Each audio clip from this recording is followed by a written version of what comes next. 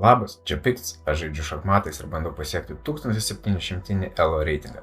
Bet pirmiausia, šokam į pamokėlę. Minutinę pamokėlę, kaip laimėti, turint karalių ir bokštą. Dažnai yra tokia situacija ir iš tiesų viskas yra labai paprasta, bet nežinant taisyklių galima labai viską sukomplikuoti. Tai kokios yra taisyklės? Reikia nusistatyti vietą, į kurią mes bandysim užspęsti karalių. Tarkim, aš pasirenku šitą pusę, kažkurią pusę reikia pasirinkti. Ir tada bandyti padaryti dėžutę tokią, vienu žodžiu, narvelį karaliui, kad jisai negalėtų judėti. Ir dabar, tarkim, jisai gali čia daug judėti, pajuda čia, mes iš karto šoku čia. Ir dabar jisai jau yra įkalintas šitoje dėžutėje. Jisai labai daugiau kažkur negali, jisai tarkim juda čia. Ir mes tada iš karto klausimą keliam, ar mes galime sumažinti dėžutę? Taip, galime sumažinti dėžutę, pajudėdami čia. Dabar jo vietos, kur jisai juda, dar labiau sumažėja. Tarkim, jisai pajuda čia, mes einam toliau, jisai yra priverstas kažkur eiti, jisai eina čia. Ar galime sumažinti dėžutę? Klausimas vėl tas pats. Taip, galime sumažinti dėžutę, todėl ją ir mažinam. Gerai, jisai tada, tarkim, eina čia, mes einam čia, jisai gali eiti čia. Ir ką mes darom? Mes ramiai savo keliaujam dabar su karalium. Jisai eina čia. Ir dabar ar galime sumažinti dėžutę? Negalim, bet galim tiesiog pajudėti vieną kartelį, jisai bus priverstas kažkur eiti, eina čia. Vėl keliam tą patį klausimą, ar galime sumažinti dėžutę šį kartą? Taip, galim sumažinti dėžutę, ją ir mažinam. Tada, kur jisai eina, jisai gali eiti čia. Ką mes darom toliau? Mes einam lėtai savo, bet užtikrintai su karalium. Ką jisai daro? Čia, jisai eina čia. Ir mes ką darom? Mes iš tiesų blogai paėjom, pats padariau klaidą, nes aš galėjau sumažinti dėžutę, nesumažindavau, tai dabar turiu eiti atgal.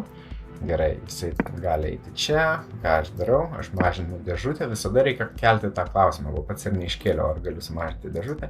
Taip, ir ką jis dabar daro, jisai gali eiti čia, aš keliauju čia, jisai turi vieną vienintelį legalų ėjimą, eina čia, aš keliauju čia, jisai turi vieną vienintelį ėjimą ir viskas, tai yra matas. Va tiek va.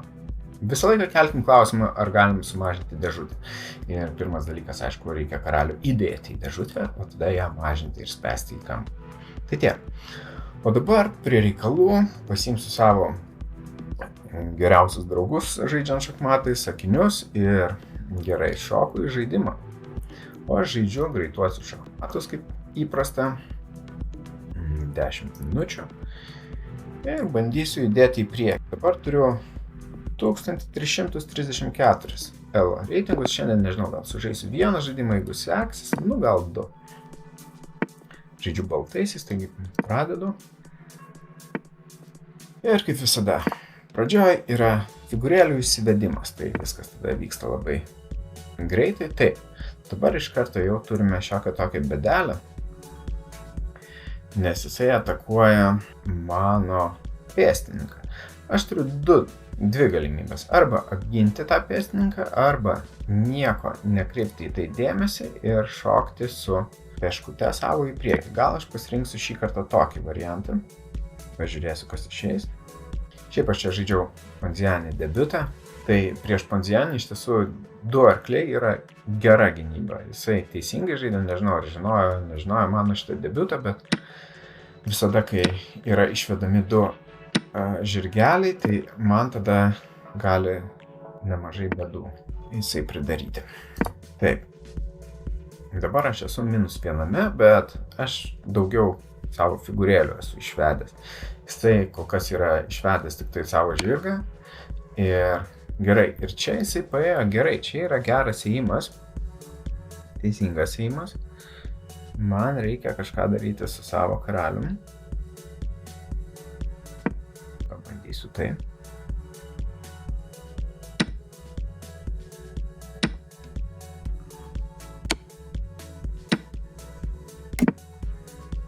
Gerai. Iš tiesų esu dabar -1, kaip ir sakiau. Bet gal turiu šiokį tokį pranašumą, nes esu daugiau figūrėlių savo išvedęs. Arba čia man sugalvoti.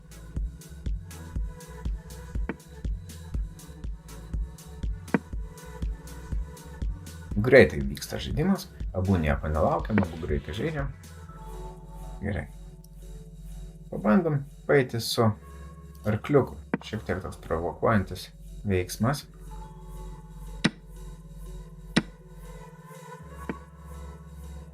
Ir iš to visiškai nieko nepešiau, tenka grįžti atgal. Nėra ideali mano pozicija. Taip, jisai čia žiūri. Tai aš pabandysiu apginti. Paprastai. Nereikia komplikuoti padėties. Aišku, aš stipriai ir taip gyniau šitą visą. Bet dėl visako. Gerai. Ar ką aš darau? Pavyzdžiui, aš einu čia.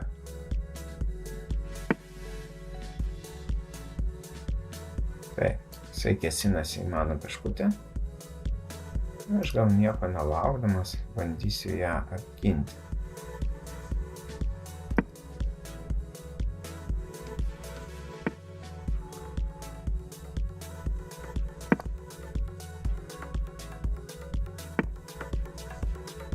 Jisai užpuolė mano valdovą, man kažkur reikia neždintis.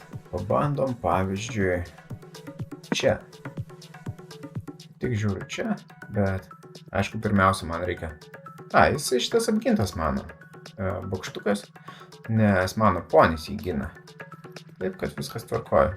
Galiu imti, raškyti šitą pėstininką.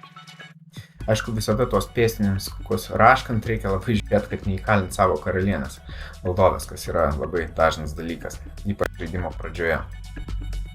Gerai, čia manau, lygtais vis tiek atsimsiu aš vieną peškutę.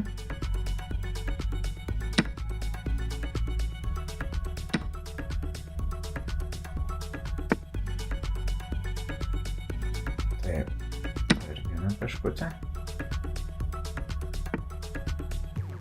Jo kėslas labai paprastas. Jisai kėsinasi į mano bokštą. Ką aš galiu į tai padaryti? Man reikia kažkur paslėpti savo bokštą, bet pirmiausia reikia žiūrėti, kad negaučiau kokio šlykščių šakučių su jo žirgeliu. Na, aš bandau patraukti bokštą kažkur į saugesnę vietą. Taip, jisai atgal gali šokti čia, arba dabar jisai, nežinau jo kėslų, iš tiesų nematau. Taip, jei aš, tarkim, pakeliu savo bokštą čia, ką aš iš to laimiu? Nežinau, ką aš iš to laimiu. Jeigu aš nuleidžiu bokštą, bandau taip būt kiek skubotas įimas.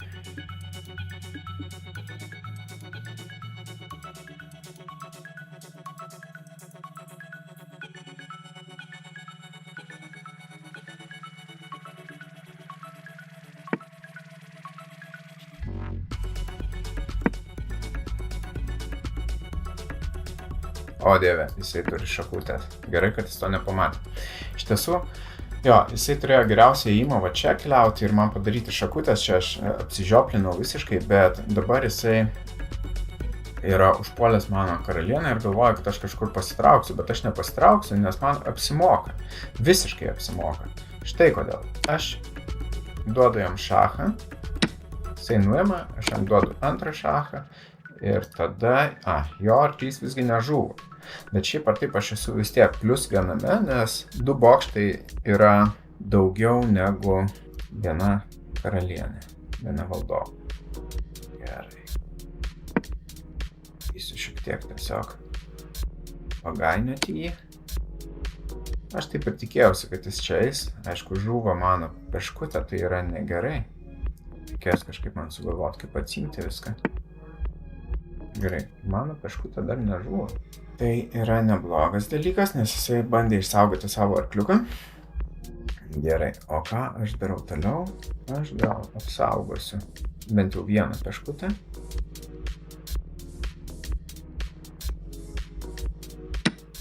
Tada pavaikysiu jo arklį. Visada, aišku, reikia labai žiūrėti. Jisai vėl turi gerą ėjimą. Aš labai pražiopsiau jo žirgo ėjimus iš tiesų.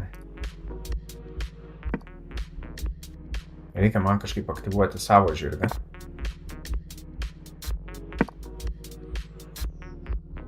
Taip, pat reikia stebėti man laiką, nes varžovas iš Senegalo turi daug daugiau laiko.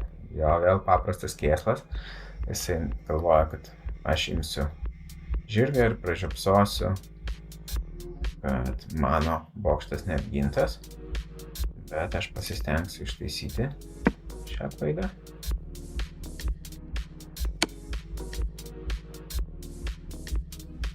Gerai, šachas tiesiog.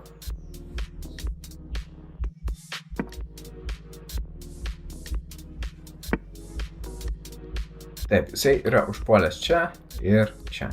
Tai man vienareikšmiškai reikia traukti bokštą, tik tai kur geriau patraukti bokštą? Man reikia patraukti bokštą taip, kad gavus šachą aš nežūčiau visiškai. Taip, aš manau, tai yra gana rizikingas dalykas, kaip sužaidžiau dabar, nes abu bokštai nėra apginti dabar. Taip, ir šiaip ar taip, laikas.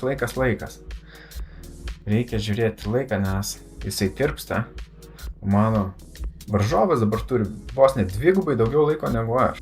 Turiu 4 minutės, aš turiu 2 minutės. Taip, kad užtenka filosofuoti ir dabar reikia pradėti žaisti greitai.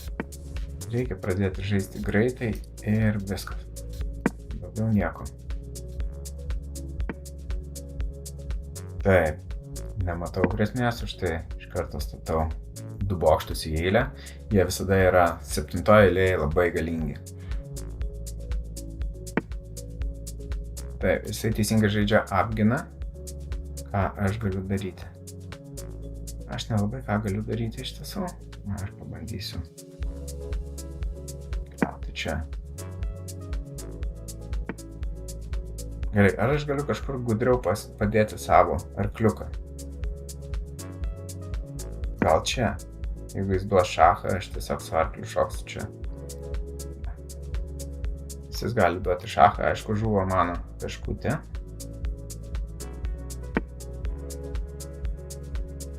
Gerai, dabar jisai čia yra užpuolęs ir tai yra man labai negerai, bet aš galiu taip sužaisti.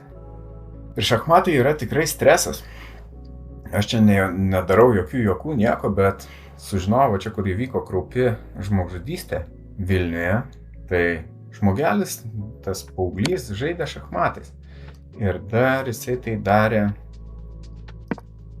Žvėryno gimnazijos moksleivis buvo, tiksliau, ne tai darė. Oho, gerai, man gresia, kaip tau, aš gal mažiau šnekėsiu, daugiau žaisiu, nes iš tiesų yra taip, reikia dabar duoti labai daug šachų. Aš dabar be šachų neišgyvensiu. Man reikia tik tai duoti šachą po šachą. Gerai, dabar turiu minutę. Tai yra tikrai didelis stresas ir man reikia pagalvoti. Jei aš paeinu čia, jisai iš karto duoda man šlykštų šachą, aš turiu bėgti ir kaip jisai tęsia. Nežinau, kaip jisai tęsia. Gerai, aš tą ir darau. Aš dabar gaunu šlykštų šachą. 100%. Einu čia. Ką jisai daro? Tai turiu dar vieną šachą. Gerai, aš turbūt tiesiog nuimu. Ir aš pralošiau.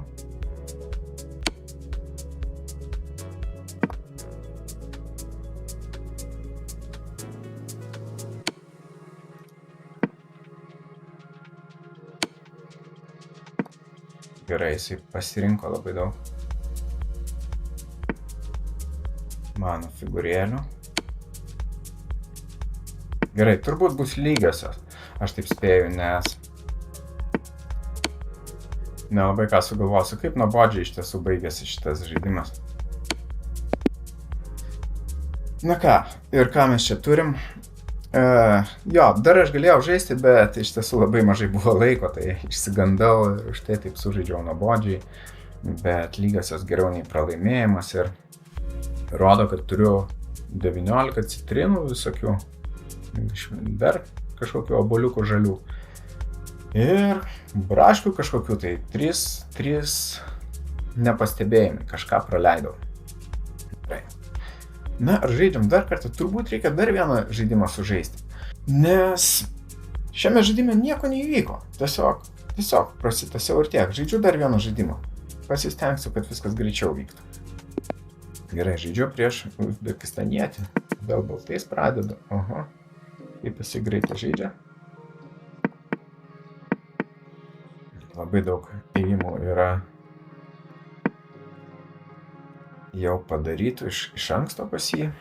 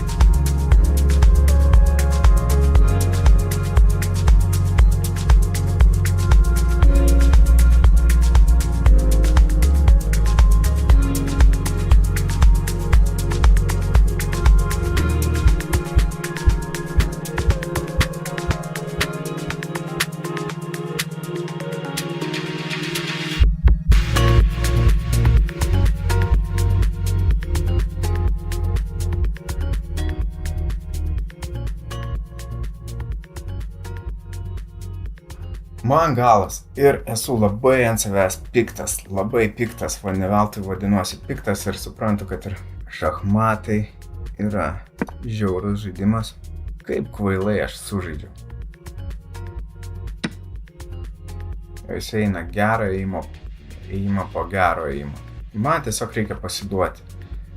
Va čia ir yra didysis šachmatų įniršis. Kai pridarai kvailų ėjimų, absoliučiai piktas ant savęs esu. Aš negaliu nuimti jo valdovas, nes čia žiūri jo Rikis į mano karalių.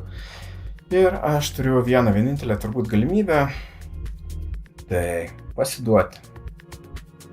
Taip, reikia pasiduoti, nėra čia ką daugiau daryti. Ir niekur nepasistumėjau ir labai bloga diena šiandien. Bet ką darysi. Taip, reikia pasiduoti. Vienas lygiosios ir vienas pralaimėjimas.